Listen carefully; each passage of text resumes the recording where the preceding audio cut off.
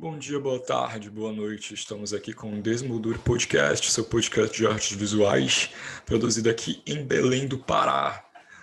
Um prazer estar aqui do lado dessa pessoa, o Wellington Romário, ou Bicha do Mato. Muito obrigado, Romário.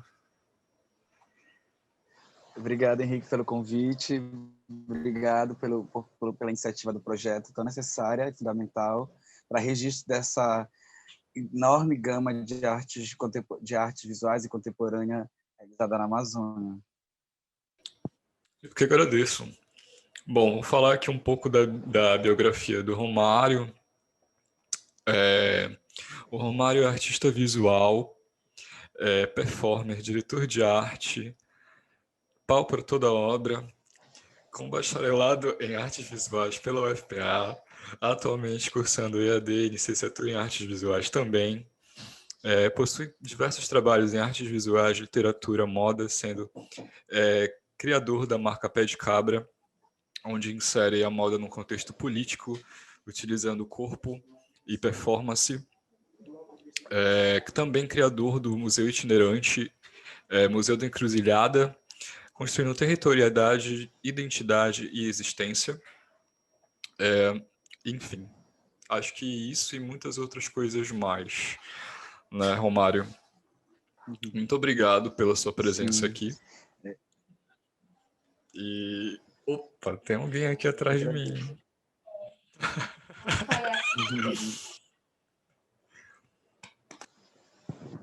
Vai ser editado, não se preocupa. Ah, que bom. Sim, não, tô de boa. É porque eu tô aqui no coworking. Eu aluguei aqui, né, mano? Porque, enfim.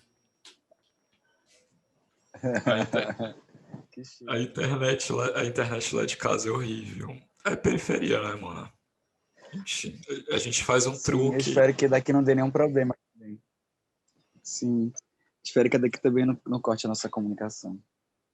Ah, bom. Então, iniciando Tá. aqui o nosso programa, vou começar com o Romário, conversar, né?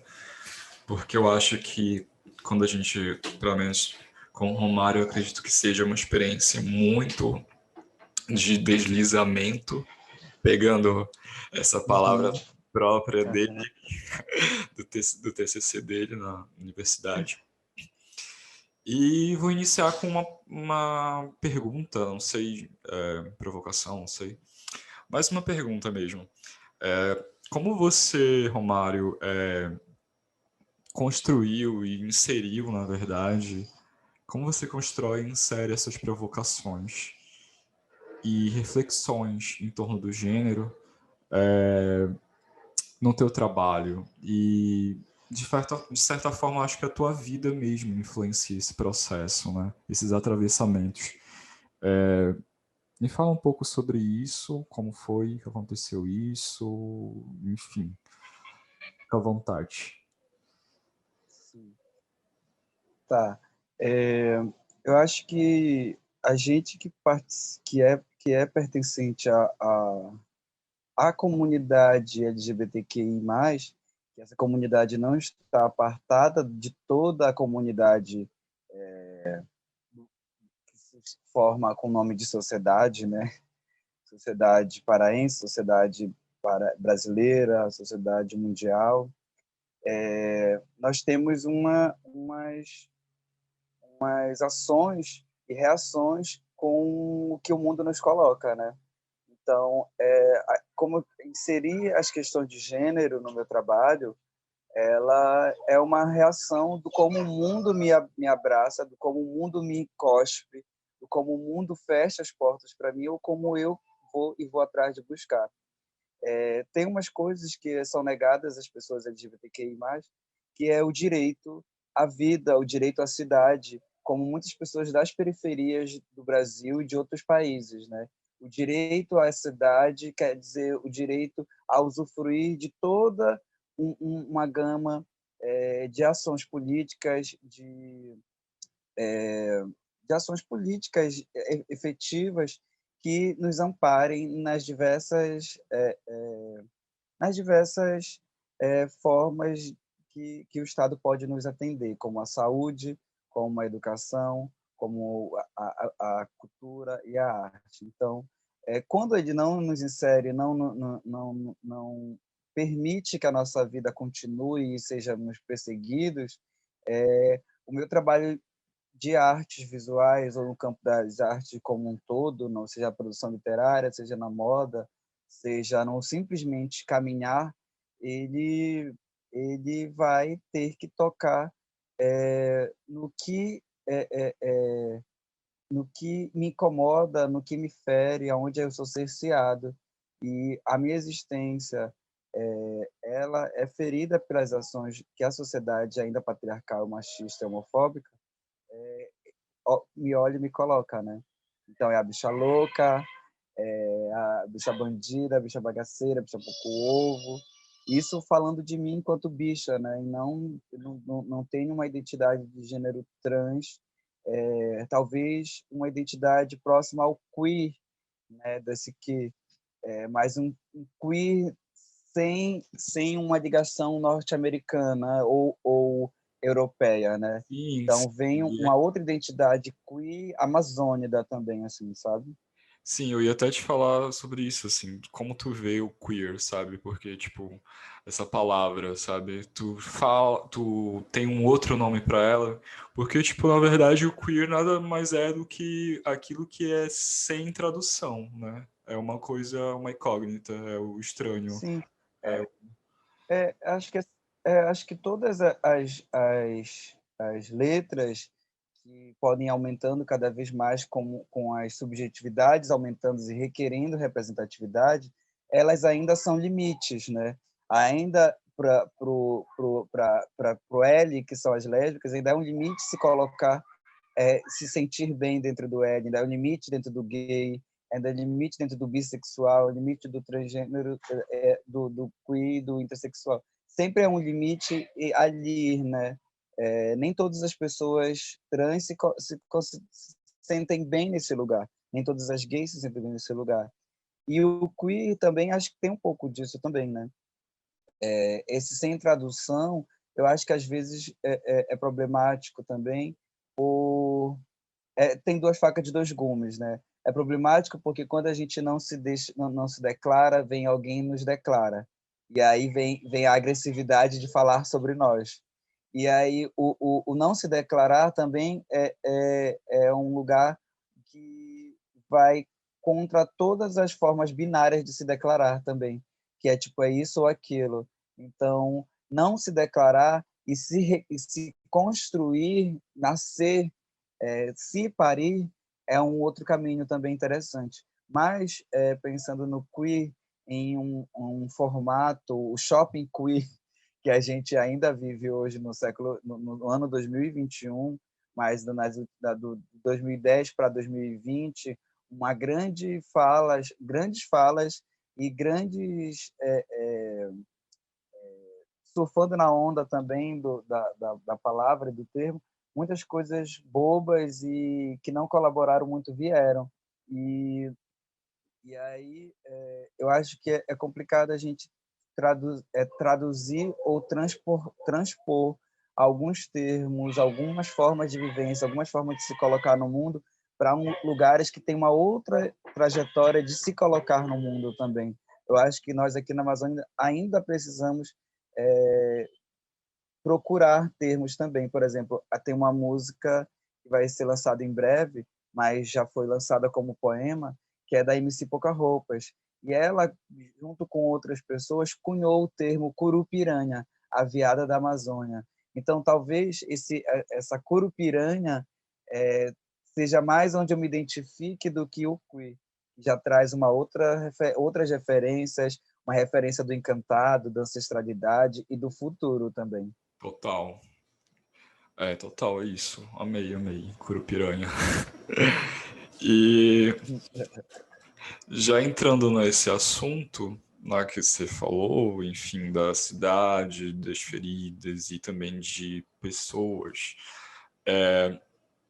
como e também de corpo, obviamente, como tu vê assim a relação, essa relação do corpo em trânsito, né, cara? Porque tipo assim,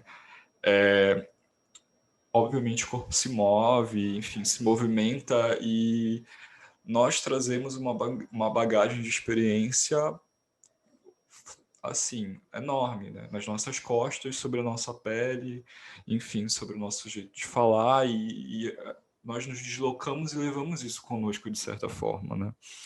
E como tu vê essa relação de trânsito do corpo curupiranha, do corpo queer, enfim, do corpo desviante, né? O tema de hoje, me esqueci de falar, é um corpo queer, um corpo queer na cidade das Mangueiras e desvio de conduta. E, então, como é esses desvios, né? Esses desvios do corpo e esses desvios no trânsito da cidade e principalmente periferia e centro, né? Acho que essa periferia e centro é uma Sim. viagem que querendo ou não, o desvio, o queer, ou, enfim, o corpo estranho faz, né? Esses corpos estranhos vêm. Eles são sempre direcionados à periferia, mas eles também vão para o centro, estão no centro. Como é isso?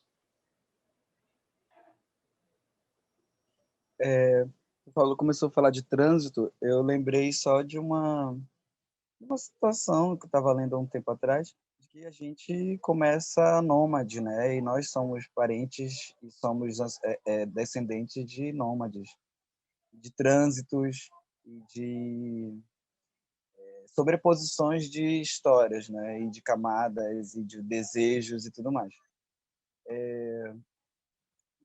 Eu sinto assim que por grandes necessidades, como eu volto a falar, o direito à cidade ele faz ou a negação do direito à cidade, ele faz com que as pessoas saiam dos seus lugares, territórios, onde tem toda uma construção política e afetiva, que são as periferias, os distritos de Belém, os bairros mais distantes, a região metropolitana em si, para se encontrar com algumas pessoas ou ir fazer algumas atividades ligadas à arte, à cultura ou resolver problemas burocráticos no centro.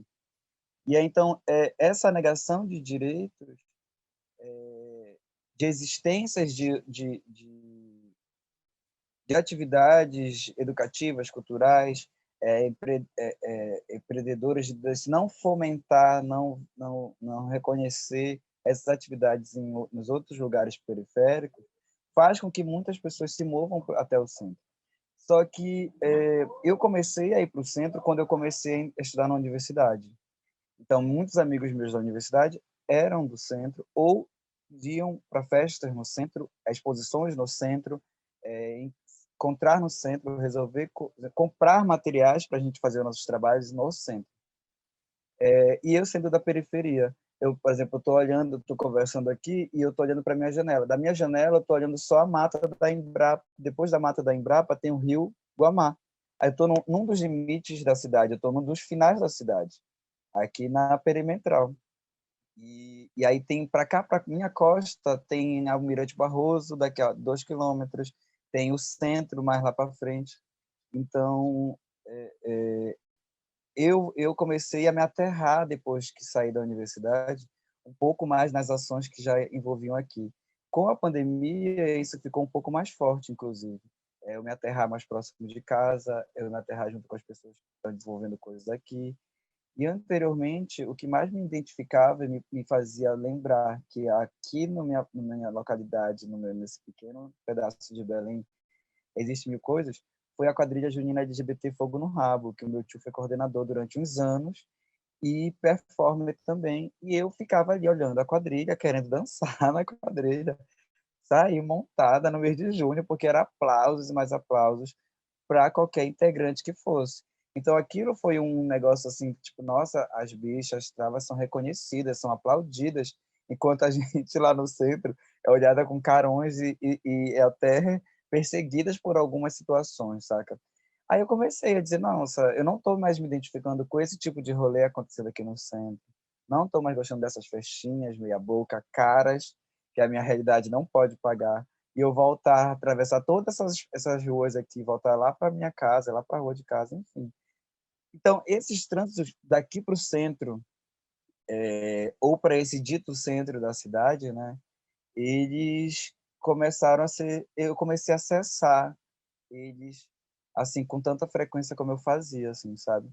Eu comecei a pensar mais nos trânsitos com as pessoas de por aqui e de outros lugares que são dito periféricos também, então estão para fora desse espaço organizado, higienizado e controlado, onde os nossos corpos são controlados também, né? Até, tipo, por exemplo, a gente está no centro, ou se tu não está vestido mais legal, descolada, aí tu não está mostrando que tu tá não tem nada em alguma coisa de moda, sei lá, de identidade, alguma coisa mais vrá, quem és tu em algum desses rolês também, sabe? E aí esquece de uma outra coisa, que é a subjetividade e tudo mais. Aí acaba ocupando uns modos coloniais de se relacionar, saca? Eu acho que o centro, ele coloca nas pessoas um modo colonial de lidar com o outro, assim, também, sabe? Nos outros lugares periféricos que eu tenho andado, a gente parece que está muito mais em comunidade, porque a gente divide as mesmas amarguras, mas dessas amarguras a gente recompõe os cenários e vai para se divertir. Tem até pessoas que ficam, nossa, como é que essas bichas se divertem nesse lugar, sem asfalto, sem pissarra, na beira desse rio, na beira desse canal, sabe? Como é que vão começar a festa aí nesse lugar que não tem nem LED? Mal sabe que está interessantíssima a festa, os diálogos, as pessoas estão com seus corpos livres, querendo ser como quiserem, montadas, porque a vaidade na periferia é gigantesca, as pessoas são mega vaidosas, mas vaidosas na sua estética, né? Não na estética imposta. Isso que eu acho a Total. diferença também. A Sapatão, a Bicha, a POC, A todos são bicha, existências. acho que sim. Assim, a gente usa o queer num formato para identificar esses grupos, essas pessoas, essas subjetividades que não estão no binário ou estão muito mais experimentando a vida que nem estão nem nas letrinhas do LGBT e estão aí há muito tempo numa outra identidade, né? E que na periferia há pessoas inúmeras, assim, sabe? Tipo, até na periferia e no interior, né? Tipo, conheço a Lili Malato, que é um ser, nunca ousei perguntar se ela se identifica como homem ou como mulher, porque todos apenas se referem a Lili Malato no artigo E, nada de A ou O. E tu vê ela, se for para um outro lugar, ela é uma senhora queer, sabe? Mas ela tem essa outra identidade dela, assim como tem as mães de amigas minhas que não são trans, homens trans, mas tem um biotipo que pessoas já as consideram trans, como homens trans, assim, né? Mas enfim, e aí outras a partir de uma leitura acadêmica ou ativista, vão colocar elas no queer. Sempre, por isso que eu digo assim, as coisas do centro, a academia, os ativistas no centro, seja no centro de poder da cidade de Belém ou de qualquer outro lugar, vão olhar para os corpos periféricos, vão olhar para os corpos livres e tentar colocar eles em lugares, né? Por isso que eu digo que tem um olhar colonial que acontece do centro para as pessoas que estão de fora, ou circulando no centro, ou trabalhando para pessoas do centro. Tem isso, porque elas são mão de obra física e intelectual também, né, das pessoas do centro.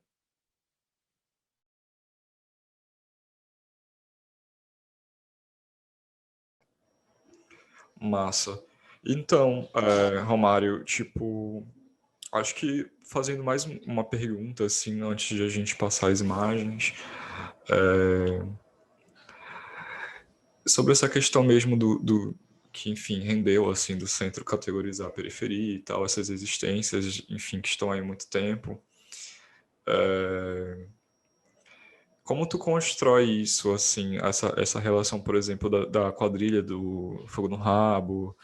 Querendo ou não, a quadrilha, cara, associo ela muito como uma forma de. Lá vai eu, né? Pegar exemplos de fora, né? Mas, tipo, tem a cultura ballroom, né? Em Nova York. as pessoas pretas, LGBTs de lá. E eles fazem os bailes, né, como forma de existência e validação daqueles corpos. Eu, Aham. eu acredito que, tipo, a quadrilha junina em Belém, essa cultura junina, acho que foi de uma certa forma, não sei se, enfim, ela agregou as pessoas queers, ou os queers agregaram mais nessa cultura, né? Mas existe muito disso, né, na quadrilha paraense, na quadrilha em Belém, na cidade de Belém, que são coordenadas por esses corpos, que são dançarinos incríveis, se montam de uma forma extremamente profissional de qualquer pessoa, da inveja. E isso é algo muito paraense, muito regional, né? Como foi essa experiência com a Fogo no Rabo? Só para ficar interessado, assim, saber. Então, como tu falaste, esses momentos de validação e celebração da vida desses corpos, como está falando de Nova York, a gente tem experiências em diversos lugares que vão fazer reuniões para celebrar sua própria existência, sua própria vida e se encontrar, né? Com certeza, aqui, um desses lugares é as quadrilhas. Mas acho que mais que as quadrilhas, eles são as expressões da cultura popular, né? Tanto as escolas de samba, quanto os pássaros juninos, quanto os grupos parafolclóricos e a quadrilha, né? Que aqui no Pará, não conheço tão expressivo em outros estados repercutirem, essa manifestação no mês junino do mix, né? Do mix, que é o mix gay, basicamente. Né? Não tem muitas trans, é mais gay. Óbvio que nas quadrilhas juninas há mulheres trans, né? Mas esses concursos de Miss, que tem no Pará inteiro, e ele é uma cultura junina LGBT, né? Criada, é uma tradição inventada, como todas as tradições são inventadas, né? Então já virou uma tradição no mês junino se ter a presença de programação oficial, seja da programação do Estado, seja... Tá ok? Alô? Pode falar, pode falar. Eu só tirei aqui a minha imagem para melhorar um pouco Ah, você. tá. Ah, tá. Tá bom. Seja na programação do Estado, seja na programação dos municípios, enfim, há a presença gay nesses concursos e muito valorizada, muito esperada, né? E dentro desse universo que eu comecei a me fortalecer, né, quanto a essa identidade, na verdade, porque foram as primeiras performances que eu vi na vida, presenciei do universo feita por universos periféricos, artistas periféricos, né, falando sobre resistência negra, falando sobre resistência indígena, falando sobre cultura do mundo, por exemplo, Moulin Rouge, Cabaré. Eu vi na quadrilha junina Fogo no Rabo e numa outra que ainda existia, a Frescura na Roça. Mas a que eu tenho proximidade é a quadrilha junina Fogo no Rabo aqui da Baixada do Marco. E elas traziam umas performances incríveis, cada miss, e também em coletivo, né? Passou-se um tempo, eu comecei a fazer alguns registros, já na faculdade, né? Na universidade. Alguns registros, que alguns se perderam, outros ficaram, que era ainda TechPix. E aí, enfim. Agora, em 2020, eu comecei a realizar um videoarte documental sobre 20 anos dessa quadrilha, que é fundada em 2000. E, e eu comecei a fazer esse documentário. A primeira parte dele está em fase de edição. E, e a gente reencontrei com algumas integrantes que eu tinha intimidade, que até hoje ainda tenho, inclusive. E nós fomos batendo papos coletivamente, individualmente, sobre que momentos para cada uma delas foi importante, qual eram dos temas que elas relembravam como importante e relevante politicamente, artisticamente, né? E aí desses temas a gente conversou, dialogou e recriou algumas performances, atualizando esses temas para as questões de agora, porque uns temas foram feitos em 2005, outros em 2012, outros em 2007, 2014, enfim, dessas duas décadas do século XXI, né? E aí alguns temas foram refeitos por 9, 10 integrantes. E aí o projeto é financiado pelo governo do estado e ele não tinha como realizar com todas as brincantes, pagando uma coisa que é quase uma reparação histórica pelo trabalho que elas prestaram para a cultura paraense, né? Mas e respeitando também esses trabalhos de agora também, que elas, enquanto performer e artistas, fizeram para o vídeo, né? Nós fizemos gravações até meados de janeiro e agora estamos na edição. Não, a última gravação foi próximo do Natal, tô equivocado. E aí agora a gente está na edição. E aí a gente está eu junto com o agora já estou bem dentro do coletivo, e esse outro projeto ele é fazer uma mostra expositiva pelo bairro, com intervenções e uma exposição de um dia só, com performances, vídeo, audioinstalação, desses 20 anos de quadrilha junina Fogo no Ramo. Que é uma forma de celebrar a vida, né? Com certeza. Celebrações da vida, né? Bom. A alegria como arma, né? Sim, várias alegrias, né? Sim. E Pode existências, falar. né? Enfim, como você disse, né? Fora esse espaço de comunidade, que, enfim, que você tem da Barum, existe na quadrilha junina, existe também em outros rolês, né? Os rolês que existem na própria periferia. Inclusive, nós já bebemos no canal ali, bebemos no canal ali na frente de casa, da Quintino, depois de um rolê, aquilo foi maravilhoso. Sim, verdade. E entre outros, tipos, em Coaraci, tomar banho na Praia do Cruzeiro. Sim. E várias outras experiências. Momentos sublimes, né? Sim. Então, acho que eu vou começar o nosso segundo bloco para você mostrar as imagens que você separou para gente, beleza? Voltamos aqui no nosso segundo bloco com o artista e ele trouxe algumas imagens para mostrar para gente. Então, eu vou compartilhar aqui a tela para vocês. Desaparecido, 2012. E aí, Romário, conte-me sobre esta obra. Então, eu tenho uma série de poemas visuais e eles já foram publicados em alguns lugares, né? Essa série Desaparecido, que é uma pergunta, Desaparecido, foi publicada na revista Recibo. É uma revista de circulação de arte contemporânea nacionalmente.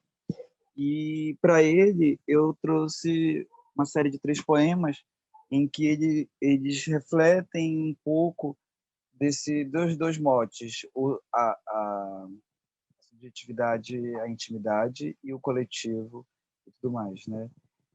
E aí eu trago umas perguntas e uns apontamentos nele, né?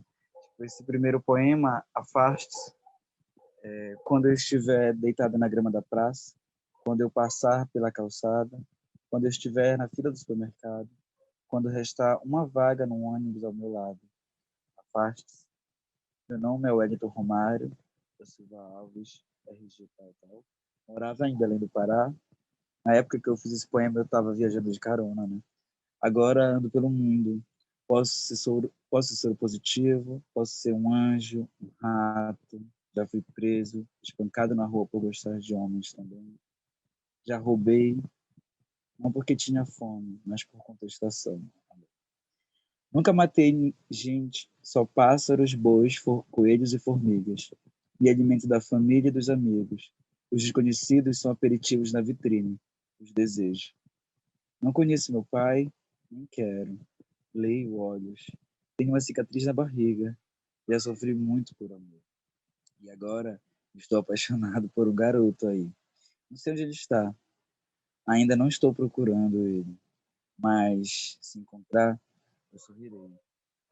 E aí, como eu estou te falando, eu trago algumas coisas da dimensão do meu trabalho, essa intimidade partilhada, para misturar com questões coletivas, né? Coletiva no sentido do que traz de coletivo nesse poema visual, ao meu ver, né?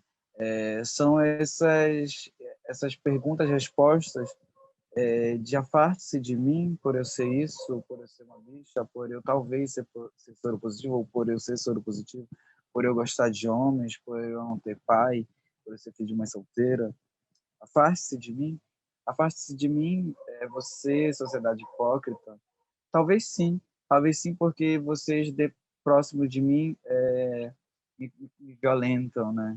Mas um pouco esse poema é para falar um pouco desses desvios que as pessoas fazem de quando nos deparam com a gente passando pela rua, ou quando fala que quando só resta uma vaga no ônibus ao meu lado e a pessoa não senta porque vê uma bicha, não senta porque vê uma preta, não senta porque vê uma gorda, não senta porque vê uma mulher empoderada, não senta porque vê uma pessoa dita periférica que pode roubar ela, né? Então, esses processos de tentar invisibilizar as existências e marginalizar elas, e que eu devolvo a pergunta, afaste-se de mim, sabe? E tem esse segundo poema, mas a gente pediu para passar para o outro, que falando para as pessoas que estão nos ouvindo, são 2 páginas com várias linhas em branco, e na última página está escrito: essas são as imagens que eu te falei.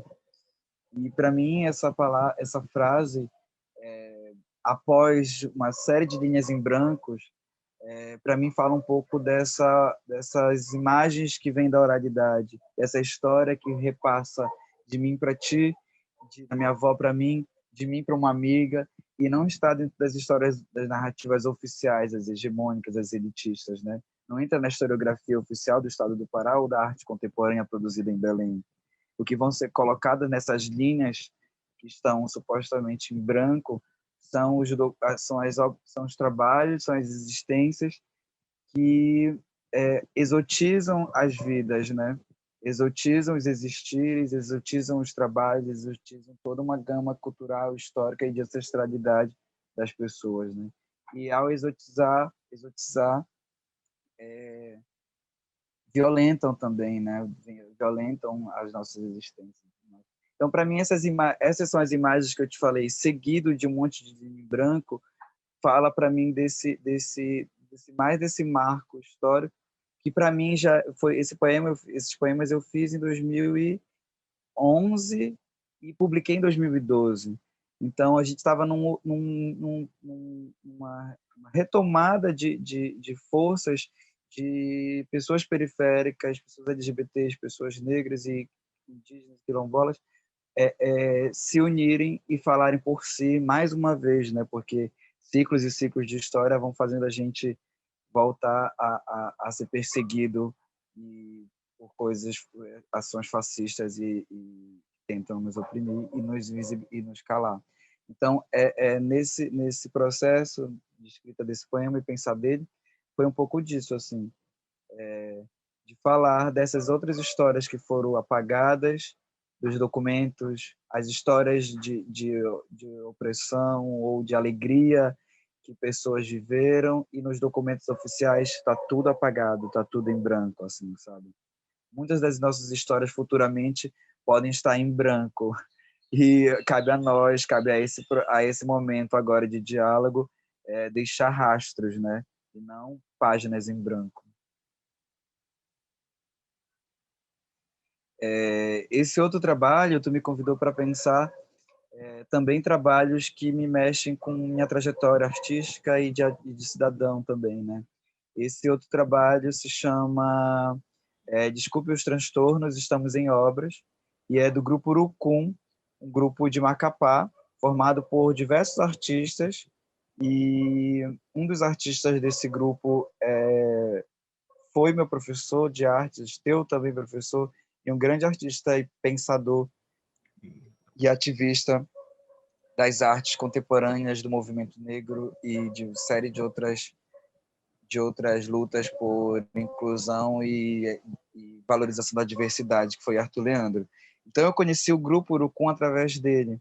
E esse trabalho em específico, eu gosto muito que ele é feito na sede da Funarte, no Rio de Janeiro, e aí o grupo negocia com as pessoas, com os carregadores, transportadores de materiais diversos, para transportar do Amapá para o Rio de Janeiro diversas toras de madeira para jogar dentro da Funarte. E dentro da Funarte, o grupo todo passa o dia inteiro serrando essas toras. E tem uma fala dentro do registro da performance, que o Arthur Leandro fala, que ele diz mais ou menos assim, não sei repetir de fato, mas nós se propomos a estar aqui serrando essas toras de madeira como metáfora de serrar a estrutura do que se diz ser arte nacional, essa estrutura colonial, elitista, serrar essa estrutura até que exista mais nada. Então, tipo, essa atitude dele levarem umas toras de madeira e passarem o dia inteiro serrando até que tudo vire pó, e falar que isso é uma metáfora e uma ação de serrar essa estrutura elitista que exclui a população amazônica dos circuitos de inúmeras ações de cultura, arte, tecnologia, educação, e enfim, para mim acho muito potente também, sabe? Acho que isso fala um pouco dessas respostas que nós, enquanto colônia do Brasil ainda, Amazônia, podemos e devemos fazer, serrar essa estrutura que só nos suga, que só nos usurpa, nos rouba. Então, serrar essa estrutura para mim. Eu gosto muito desse trabalho por essa frase e por essa ação em si todinha. E linkando tudo isso a um processo de repensar a representatividade dos corpos, das corpas, das existências nos processos históricos, o meu trabalho vem buscando, como eu disse agora, trazer para o protagonismo da história, dessa história que eu digo história mesmo, não é uma história contada entre amigos, mas essa história oficial, o protagonismo da diversidade.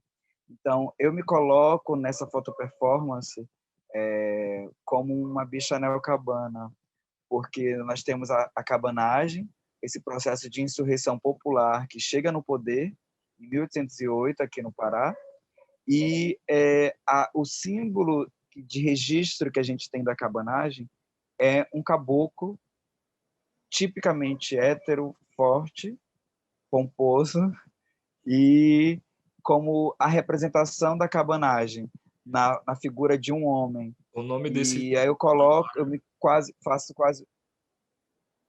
Oi? o nome desse trabalho O nome desse trabalho que a gente está vendo o nome desse trabalho que a gente está vendo se chama Hiato. Hiato, uma bicha neocabana. Então, a referência de construção imagética dele vem dessa pintura do Alfredo Norfini, que se chama O Cabano, que é a figura de um homem empunhado de uma arma, uma espingarda, sem blusa, de chapéu na cabeça, chapéu na costa. E eu refaço essa imagem, atualizando ela para um corpo bicha, para um corpo de uma bicha que está no seu próprio quintal, capinando o seu próprio mato, para o mato não entrar na casa.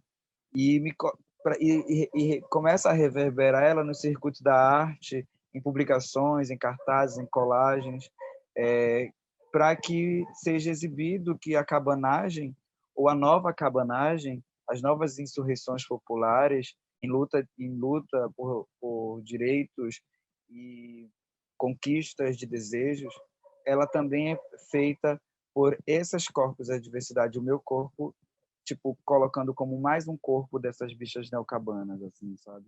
Então, por isso que eu digo, eu tento trazer nessa figura aqui estou eu. Mas em outros trabalhos que eu venho buscando realizar, eu tenho buscado que amigas, pessoas desconhecidas, ou histórias íntimas que possam ser registradas como oficiais, ou misturar isso com fatos históricos, assim, sabe? Então, para mim, essa imagem aqui representa essa bicha neocabana, essa força que há entre muitas de nós aqui no Pará e na Amazônia, sabe? Essa bicha que não tem medo, que tem medo, mas reage ao medo, não paralisa, o medo não nos paralisará. O medo não nos paralisará. E aí, então, é isso. E registrar que as outras existências fazem parte dessa história. Todas e todos de nós, como uma pirapora. Massa, incrível. Inclusive, eu tô com uma.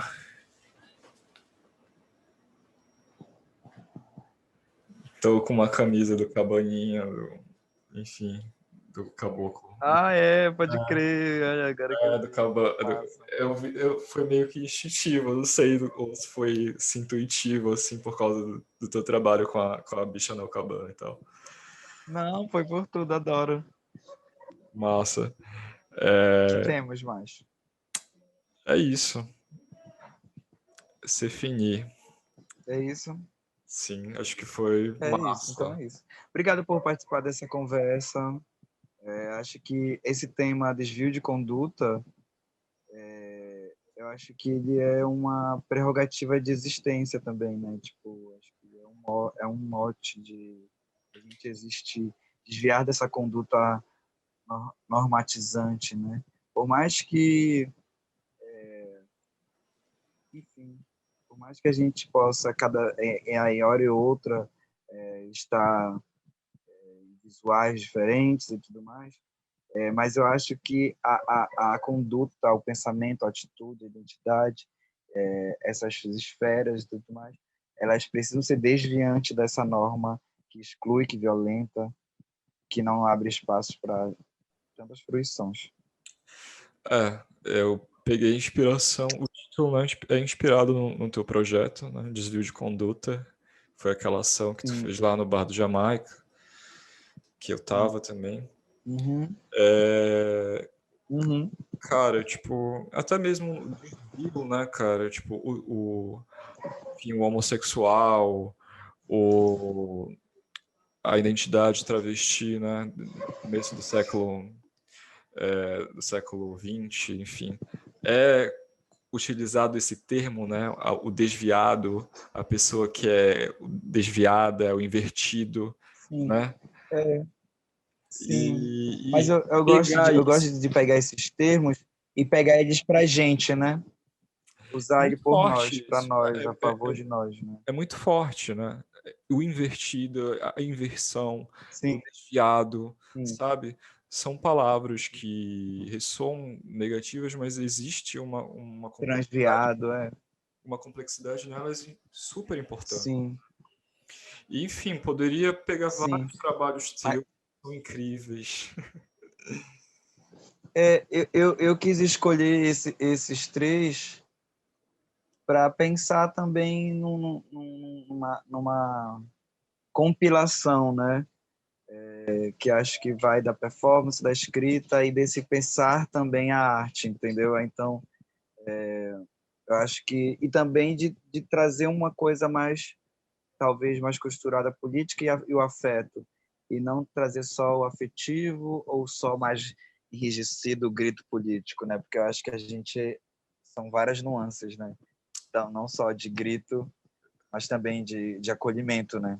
Somos sensações diversas em uma só corpo, né? Sim. Ai, amigo, adoraria trazer Tá bom. vários dos teus trabalhos, o Bem-vindo ao Pará, que tu tá com um salto alto, tu e o Lucas lá no Arte Pará, Aham. Ai, sim, sim, uma sim, vestida de sim, saco de sim. lixo. Mas é isso, acho que a gente pode desmembrar isso, essas vontades nossas de pensar esses trabalhos, de se registrar e de alastrar isso também, né? Em diversos formatos, em diversas possibilidades para pessoas acessarem, né? que a gente não seja apagado futuramente. Com certeza. Apagada. Já acho que esse é um grande esforço que a gente tem que fazer conjunto. Tamo aí. E estamos aí, sim, com Obrigado. certeza. Muito obrigado, amigo. Foi ótimo estar com você aqui.